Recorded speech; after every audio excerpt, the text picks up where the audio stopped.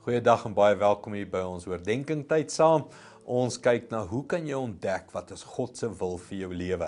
Vandag se skrif is vir my persoonlik 'n massiewe rigtingaangewende skrif wat ek al baie in my lewe gebruik het om vas te stel.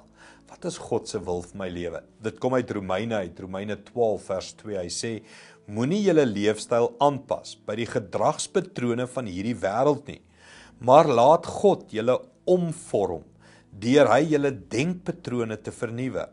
Dan sal julle goed kan onderskei wat hy wil hê dat julle moet doen, naamlik dit wat werklik goed en aanvaarbaar en volmaak is.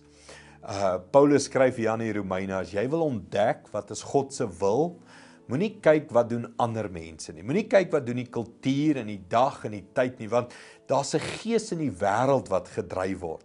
En ons word deur 'n ander gees gedryf. Ons word nie deur die wêreld se gees gedryf nie. En hy sê, moenie gelykvormig word aan alles in hierdie wêreld nie, maar laat God jou kop omvorm, nuut maak, nuut dink, anders dink.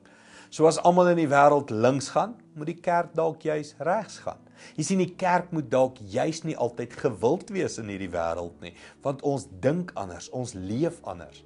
Dalk is God se wil heeltemal anders as hoe die mense om jou se lewens lyk. Dalk moet jy teen die stroom gaan. So ek en jy moet bid, Here, wys vir ons, omvorm ons denke in ons kop van wat regtig U wil is. Hy sê, dan sal jy God se wil doen, dit wat regtig goed en volmaak en aanvaarbaar vir hom is. Kom ons bid, laat hy ons denke vernuwe, anders as wat die wêreld se lyk. Hemelse Vader, kom en omvorm ons denke. Deur elke oggend hier in ons oordenkings, die skrifte wat ons kyk en luister, is U besig om ons denke te omvorm, nie te dink anders as wat die wêreld dink. Here, dis waarom ons wil besig hou met die skrifte, met gebed, met kerk, U woord, want dit omvorm ons om nie te dink. Dankie daarvoor in Jesus naam. Amen. Goed gaan, sien jou weer.